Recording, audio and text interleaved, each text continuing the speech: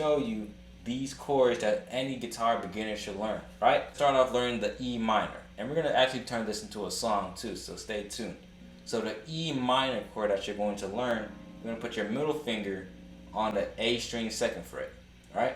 Right here, A string second fret, and you're gonna put your third finger, your ring finger, what it's called, and put it right underneath it. You got this, and when you strum it, it should sound like this. Alright, now, once you got that, you want to play the G chord next. The G chord is going to be the next part that you're going to be playing in this song, right? So, to play the G chord, what you want to do is get your middle finger, put it on the E string third fret, alright, right here. Now you want to put your first finger on the A string second fret. Alright, so far you have that so far, right? And now the last thing, use what's comfortable to you. You could use your third finger or your pinky and just put it right underneath right here on the E string third fret. So you can do this, or you can do this with your third finger. See how I switched them? I just switch them like that or like that. But personally, my ring finger is comfortable for me. I just see how other people play it. And another way, or you could just put your third finger. This is another way. You could put your third finger right here on the E string third fret, or your middle finger right here on the A string second fret, and then you put your pinky right here. I think it's a lot easier just like that. That's just another way, alright? So far we have the E minor. Alright? And we got the G. So let's get this pattern down, how we're going to strum. The pattern's going to be like down, up, and then you're going to switch, alright? Down, up, G, up, down, up, alright? Just a key tip, play this slow so that you can understand it, right? Because maybe you're following me, but you're not catching up. So do it on your own pace, right? So down, up, switch to G. Down, up. Alright? Now, what you got to do next is basically play the D chord. The D chord, it's a pretty cool chord. Ain't nothing too bad about it. You're going to put your first finger on the G string second fret, right here. And now, what you want to do now is get your middle finger, put it on the E string second fret. So right here. Alright? And lastly, what you want to do is get your ring finger and put it on the D string. Oh, my fault. Put it on the B string third fret. And what you should have is like this. The thing is, you don't want to play these two notes up here, the E and the A string, because then it's going to sound too bassy, right? And it also won't sound right. So stick to the D, G, B, and E. So you get those strings only, alright? So now, let's stick to the strumming pattern. So far we should have this.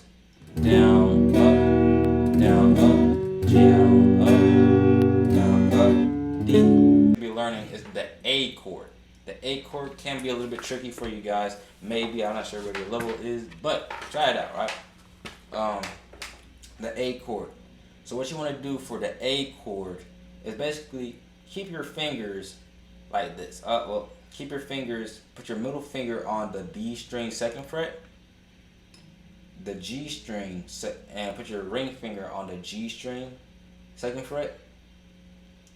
And basically you're going to put everything underneath each other. Get that pinky as well. Put it underneath the ring finger.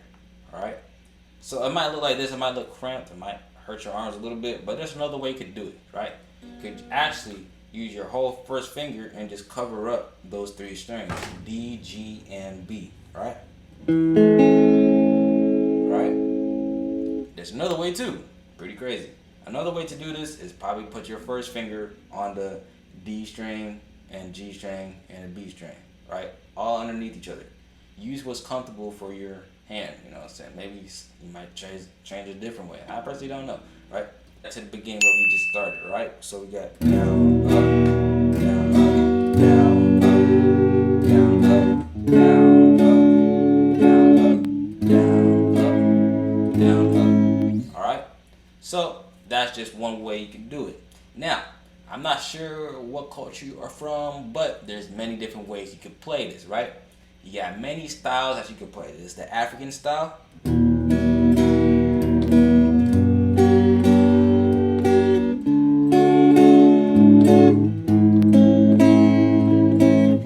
There's many ways you can play that. That's the Afro style right there. There's the Haitian style right there. Just for my Haitians out there. Okay, you got the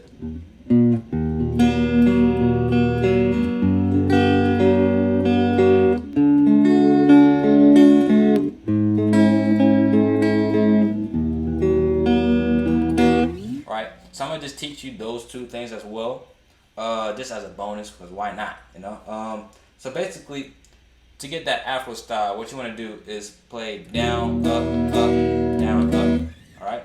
So down, up, down, up, and use your own tempo. Cause if you go at my tempo, you might mess up. You know what I'm saying? Who knows? I'm down, up, down, up, switch, up, down, up, switch, up, down, up, switch, down, up. All right. So another key thing, if you can't transition fast enough, what you want to do is force yourself to mess up, because maybe you don't want to stop that flow. Most people want to stop just to correct themselves, just to find the right spot where to put their fingers. But instead, try to make your fingers catch up with your brain or something like that, because your brain is already thinking ahead. You know, how about you let your fingers think ahead, right? So to do this, it might look like this.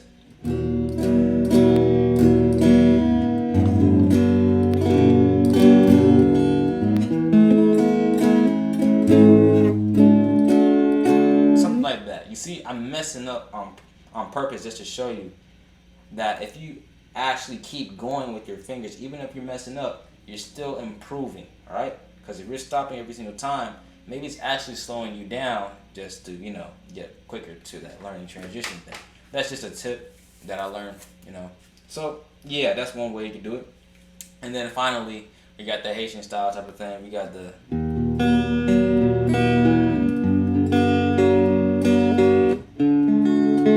So for that part, right, what you want to do is pick individual strings, right? So you gotta pick individual strings, but you always gotta start from the bass, all right? Because it wouldn't make sense from the bottom.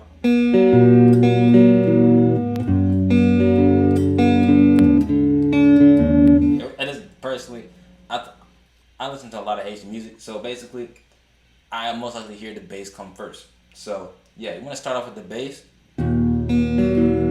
Pick the strings from E all the way from G, you know, why not? But I personally like playing the B, the G, and the D. You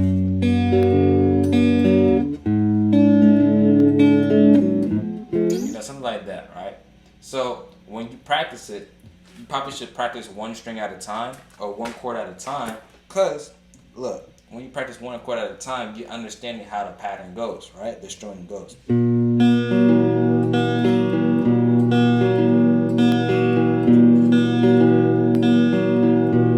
That's something like that, you know what I'm saying?